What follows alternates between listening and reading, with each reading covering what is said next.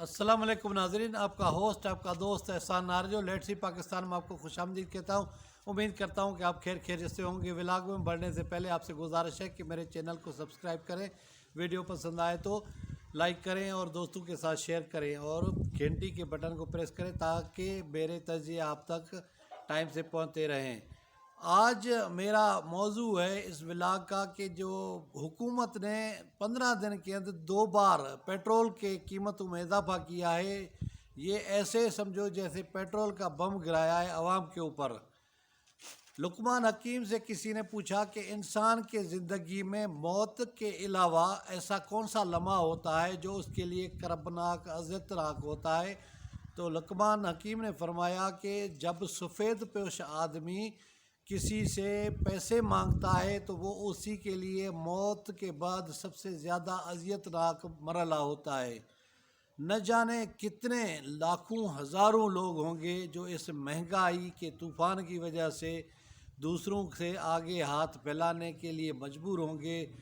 आप अपने इर्द गिर्द पसगिरदाई में देखें और नहीं तो जुमे की नमाज के दिन आप जाके मस्जिद में देखें कितने सफ़ेद पोश लोग जिनकी आंखों से आंसू टपक रहे होते हैं और वो बड़ी मुश्किल से बड़ी इल्तिजाना अंदाज में पैसे मांग रहे होते हैं। एक तो पेशावर भिखारी होते हैं और एक ऐसे लोग होते हैं जो अपने हालात की वजह से, मुश्किलात की वजह से और कोविड ने जो सूरत हाल पिछले साल से ख़राब किए, कारोबार न होने के बराबर है, लोग नौकरियों से निकल गए हैं और इसी परेशानी के आलम में, फ्रस्ट्रेशन के आलम में बहुत सारे लोग ज़ियापीतस के मरीज़ हो गए हैं, ब्लड प्रेशर के मरीज़ हो गए हैं और उसके साथ जब परेशानी होती है तो दिल का मर्ज़ लाक होता है। यही आलम है और यही सूरत हाल है। लेकिन हमारे मुल्क की जो अशराफिया है जिसमें आपके मौजूद जज आ जाते हैं, बहुत से जनरल आ जाते हैं, ब्यूरोक्रेसी आ जाती है, बहुत से पार्लियामेंटन आ जाते हैं, वो न तो कभी बाज़ार जाके सब्ज़ी ख़रीदते हैं, न जाके पेट्रोल भरवाते हैं और न ही जाकर लोगों की भीड़ में किसी कन्वेंस में या जो सफ़री गाड़ियाँ होती हैं उनमें सफ़र करते हैं। तो उनको अंदाज़ा नहीं है कि मुल्क के अंदर हालात क्या हैं, लोगों के हालात क्या है। वो सिर्फ़ अपने यानी जो आरामदा गर्मियों में एसी वाले कमरे होते हैं और सर्दियों में सेंट्रल हीटिंग वाले कमरे होते हैं, उनमें बैठ के पॉलिसियाँ बनाते हैं। आप बताएं, जो वज़ीर आज़म वो अपने बच्चों की किफ़ालत न कर रहा हो, उसको क्या पता कि एक किसान, एक मज़दूर, एक हारी और एक मेहनत कश अपने बच्चों की 15,000 की आमदनी से कैसे ज़िंदगी बसर करेगा, कैसे वो किराया देगा। आप उस चौकीदार से पूछे ना जो रात की सर्दियों में, ठठरती सर्दियों में घरों के बाहर बैठ के और पहरा देता है और 15 महीने के बाद उसको 15,000 की तनख्वाह मिलती है। वो 15,000 से वज़ीर ख़ज़ाना बनाकर दिखाएं बजट, असद उमर बनाकर दिखाएं बजट के 15,000 में कैसे घर चलता है। सिर्फ़ 2 मियाँ बीवी 3 बच्चे का आप बजट बनाकर दिखाएं, 50,000 से कम गुजारा नहीं होता। लेकिन अल्लाह ही जानता है कि ऐसे हज़ारों लाखों लोग किस तरह अपनी ज़िंदगी बसर करते हैं। ये हुक्मरान हैं। अब देखिए, इमरान खान जब अपोजिशन में था तो इसका यही शोर होता था कि हुकूमत पेट्रोल पे चल रही है और हुकूमत अपना खसारा पूरा करने के लिए पेट्रोल के नर्क बढ़ा देती है। अब जब 2.5 साल होने को है और उसके पास हुकूमत है तो अब आए दिन पेट्रोल बढ़ाया जाता है, पेट्रोल की कीमतें बढ़ाई जाती हैं। आम आदमी की ज़िंदगी कैसे बसर होगी, आम आदमी का गुजारा कैसे होगा। एक तरफ कोविड की वजह से कंपनियां बेरोज़गार यानी उस तरह काम नहीं करी जिस तरह पहले हो रहा था और लोग बेरोज़गार हैं तो उनका गुजारा बड़ा मुश्किल हो रहा है। तालीमी इदारे बंद हैं।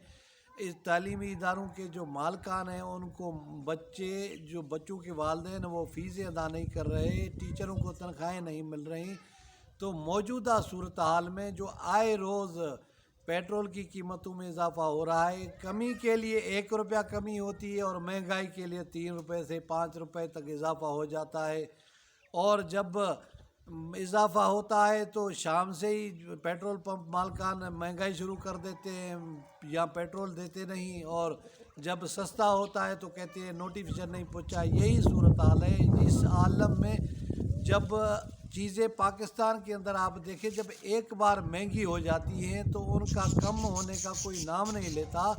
یہ لوگوں کی زندگی عذاب بن کر رہ گئی ہے، لیکن حکومت ہے وہ ٹس سے مس نہیں ہو رہی، اور حکومت کوئی اپنا کردار ادا کرنے کے لیے تیار نہیں ہے۔ اب دیکھیں اسی وجہ سے یہ جو سماج میں برائیاں جنم لے رہی ہیں، کیونکہ بندہ پیٹ کا دوزخ بھرنے کے لیے، بچوں کا پیٹ پالنے کے لیے وہ جرائم بھی کرتا ہے، چوریاں بھی کرتا ہے، ڈکیتیاں بھی کرتا ہے، اور ظلم پہ معاشرہ تو قائم رہ سکتا ہے لیکن ناانصافی پہ قائم نہیں رہ سکتا۔ یہاں جو ملک کے اندر ناانصافی ہے اور ناہمواری ہے، اور جو معاشی طور پہ لوگ دن بدن ایک دلدل میں پھنستے جا رہے ہیں، مہنگائی بڑھتی جا رہی ہے، روپے کی قدر کم ہوتی جا رہی ہے، اس سے اب آپ دیکھیں کہ کل حیدرآباد میں آٹا اتنا نایاب ہو گیا کہ لوگوں کو مل نہیں رہا تھا۔ اس کی وجہ یہ ہے کہ یہاں کوئی ٹھوس پلاننگ نہیں ہے، اور نہ ٹھوس کوئی عملی اقدامات ہو رہے ہیں، نہ کوئی کاروبار ہے، نہ کوئی سلسلہ ہے، جس کی وجہ سے لوگوں کی زندگی بڑی عذاب میں آ گئی ہے۔ حکومت کو چاہیے کہ اس طرح کے فیصلے، اوگرا نے سفارش کر دی، وزیر اعظم نے آنکھیں بند کر کے تیل کی قیمتوں میں اضافے کی منظوری دے دی۔ آپ آئیں پارلیمنٹ میں بیٹھیں، پارلیمنٹ میں ڈسکس کریں، اور لوگوں کی زندگی کو دیکھیں کہ وہ کس مشکل اور مشکلات سے زندگی گزار رہے ہیں۔ امید ہے ناظرین آپ کو یہ میرا ولاگ پسند آیا ہوگا۔ کسی اور ولاگ میں آپ سے ملاقات ہوگی، تب تک مجھے دے اجازت۔ خدا حافظ۔